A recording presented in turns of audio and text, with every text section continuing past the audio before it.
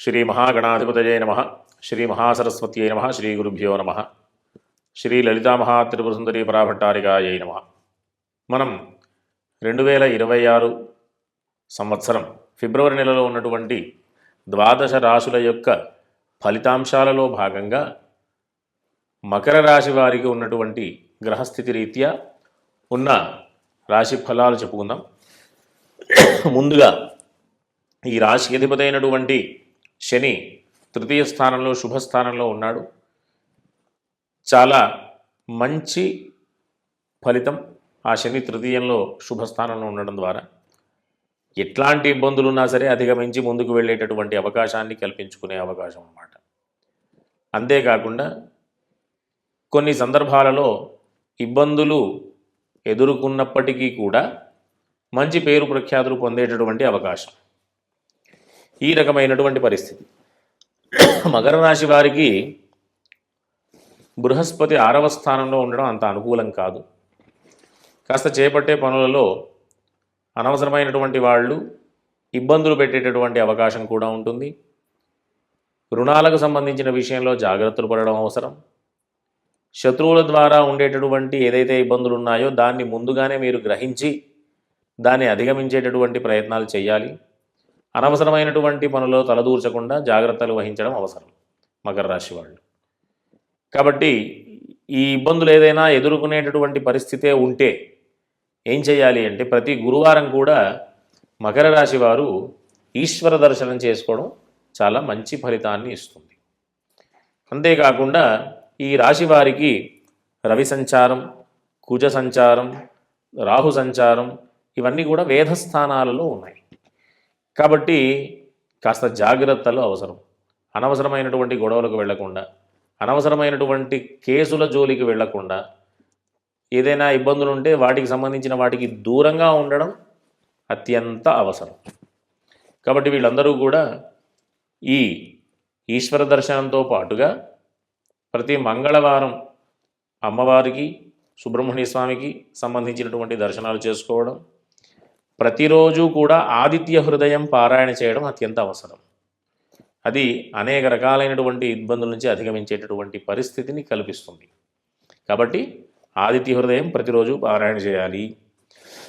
అంతేకాకుండా సుబ్రహ్మణ్య స్వామికి సంబంధించి, దుర్గా అమ్మవారికి సంబంధించినటువంటి స్తోత్ర పారాయణ చేసుకోవడం కూడా మంచిదే. ప్రధానంగా ప్రతి గురువారం ఈశ్వర దర్శనం చేసుకోవడం వల్ల విద్యార్థులకు కానివ్వండి, వృత్తి వ్యాపారాల విషయంలో కానివ్వండి, ఆర్థిక విషయంలో కానివ్వండి, ఆరోగ్య విషయంలో కానివ్వండి, శత్రు రోగ రుణాలకు సంబంధించినటువంటి విషయాల్లో కానివ్వండి, అన్నింటి నుండి కూడా ఇబ్బందుల నుండి అధిగమించేటటువంటి అవకాశం చెప్పినటువంటి పరిహారాల ద్వారా పొందేటటువంటి పరిస్థితి ఉంటుంది. కాబట్టి అందరూ కూడా చక్కగా ధార్మిక మార్గంలో నడుస్తూ సుఖంగా ఉండాలని ఆశీర్వదిస్తూ స్వస్తి. శ్రీ మహాగణాధిపతయే నమః. శ్రీ మహాసరస్వత్యై నమః. శ్రీ గురుభ్యో నమః. శ్రీ లలితామహాత్రిపురసుందరీ పరాభట్టారికాయై నమః. మనం 2026 సంవత్సరం ఫిబ్రవరి నెలలో ఉన్నటువంటి ద్వాదశ రాశుల యొక్క ఫలితాంశాలలో భాగంగా కుంభరాశి వారికి ఉన్నటువంటి గ్రహస్థితి రీత్యా ఉన్న ఫలితాలు చెప్పుకుందాం. ముందుగా ప్రధానంగా కుంభరాశికి అధిపతి అయినటువంటి శని ద్వితీయ స్థానంలో వేధస్థానంలో ఉన్నాడు. అంతేకాకుండా వీళ్ళకి ఏలినాడి శని కూడా. కాబట్టి వీళ్ళు ఆరోగ్య విషయంలో ఖచ్చితమైనటువంటి జాగ్రత్తలు అవసరం. తద్వారా కొన్ని ఇబ్బందులు అధిగమించేటటువంటి ప్రయత్నం చేయాలి అంటే ఆంజనేయ స్వామికి సంబంధించినటువంటి స్తోత్రపారాయణలు కానీ, ఒకవేళ అవకాశం ఉంటే ఒక ఋతువికిను నియమించుకొని మన్యు సూక్త పారాయణ కూడా చేయించడం ద్వారా చాలా పెద్ద మొత్తంలో ఉన్నటువంటి ఎక్కువగా ఉన్నటువంటి ఇబ్బందుల నుంచి కూడా అధిగమించే ప్రయత్నం చేసే పరిస్థితి ఆ మన్యు సూక్తం ద్వారా ఉంటుంది. కాబట్టి అందరూ కూడా ఈ మాసంలో ప్రతి శనివారం మన్యు సూక్త పారాయణ చేయించుకోండి. అంతేకాకుండా ఏలినాటి శని వాళ్ళు ప్రతి సంవత్సరం కూడా, ఏలినాటి శని అంటే 7.5 సంవత్సరాల శని కాలంలో ప్రతి సంవత్సరం నల్ల నువ్వులు దానం చేయడం చాలా అవసరం కూడా. కాబట్టి ప్రతిరోజు అవకాశం ఉంటే ఆంజనేయ స్వామికి సంబంధించినటువంటి హనుమాన్ చాలీసా పారాయణ చేయడం, అంతేకాకుండా మన్యు సూక్త పారాయణ చేయించుకోవడం, ఒకవేళ అందరికీ కూడా మన్యు సూక్తం వస్తే కనుక వాళ్ళే ఆ మన్యు సూక్త పారాయణ చేసుకోవడం చాలా విశేషమైన ఫలితాన్ని ఇస్తుంది. అంతేకాకుండా కుటుంబపరమైనటువంటి విషయాల్లో కానివ్వండి, ఆర్థిక విషయంలో కానివ్వండి, కాస్త శనికి సంబంధించిన ప్రభావం ఉన్నప్పటికీ కూడా బృహస్పతి యొక్క అనుకూలమైనటువంటి స్థితి ద్వారా ద్వితీయ లాభాధిపతి బృహస్పతి పంచమ స్థానంలో, పంచమ కోణంలో బలంగా ఉన్నాడు కాబట్టి ఎట్లాంటి ఇబ్బందులు వచ్చినప్పటికీ కూడా దాన్ని అధిగమిస్తూ ముందుకు వెళ్ళేటటువంటి అవకాశాన్ని బృహస్పతి వల్ల పొందేటటువంటి పరిస్థితి. అంతేకాకుండా మిగతా గ్రహాల విషయంలో చూసుకుంటే ఈ మాసం ఈ రాశి వారికి కుంభరాశిలో 23వ తేదీ నుండి పంచగ్రహ కూటమి ఏర్పడుతుంది. కాబట్టి కాస్త ఆరోగ్య విషయంలో జాగ్రత్తలు అవసరం. ఏదైనా పనులు ఉన్నప్పుడు దానికి సంబంధించినటువంటి విషయాల్లో ముందుకెళ్తున్నప్పుడు జాగ్రత్తగా ఉండడం ద్వారా అప్రతిష్ట లేకుండా ముందుకు వెళ్ళే అవకాశం ఉంటుంది. కాబట్టి వీళ్ళందరూ కూడా, అంటే కుంభరాశిలో జన్మించినటువంటి వాళ్ళందరూ కూడా ఖచ్చితంగా శ్రమ చేయాల్సినటువంటి అవసరం ఉంది. అది శారీరక శ్రమ కానివ్వచ్చు, మానసికమైనటువంటి విషయంలో కానివ్వండి. శ్రమ చేస్తే తప్ప ముందుకు వెళ్ళేటటువంటి పరిస్థితి లేదు.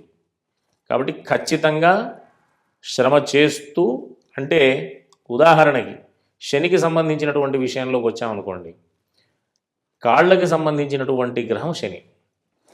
ఈ కాళ్ళు గనక మంచిగా ఉంటే శరీరం అంతా చక్కగా ఉంటుంది. కాళ్ళు గనక దెబ్బతింటే శరీరం మొత్తం దెబ్బతింటుంది. కాబట్టి ప్రధానంగా వీళ్ళందరూ కూడా నడక ద్వారా కొన్ని ఫలితాలు పొందేటటువంటి అవకాశం ఉంటుంది. కాబట్టి ప్రతినిత్యం కూడా శారీరక శ్రమ కూడా అవసరం. కుంభరాశి వాళ్ళు ఖచ్చితంగా ఆచరించవలసినటువంటి విషయాలలో ఇదొకటి. ప్రతిరోజు హనుమాన్ చాలీసా, మన్యు సూక్త పారాయణతో పాటుగా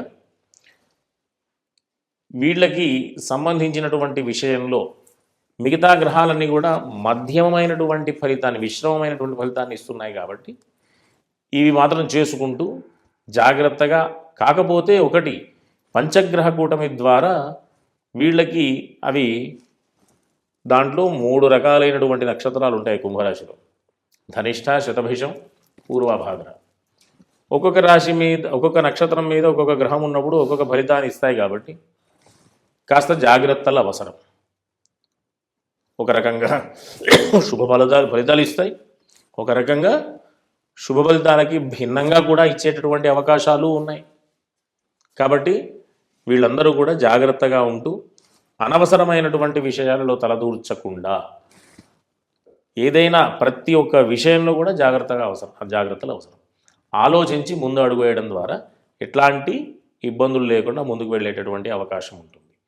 కాబట్టి అవకాశం ఉన్నంత వరకు వీళ్ళందరూ కూడా బలంగా ఉన్నటువంటి గ్రహం బృహస్పతి కాబట్టి ఈశ్వరుడికి సంబంధించినటువంటి ఆరాధనలు చేయడం ద్వారా కానీ, ఈశ్వర దర్శనాలు చేసుకోవడం ద్వారా కానీ మిగతా అన్ని ఆనుకూల్యతలు ఏర్పడతాయి. కాబట్టి అందరూ కూడా సుఖంగా ఉంటూ, ధార్మికమైనటువంటి మార్గంలో ఉంటూ సుఖంగా ఉండాలని ఆశీర్వదిస్తూ స్వస్తి.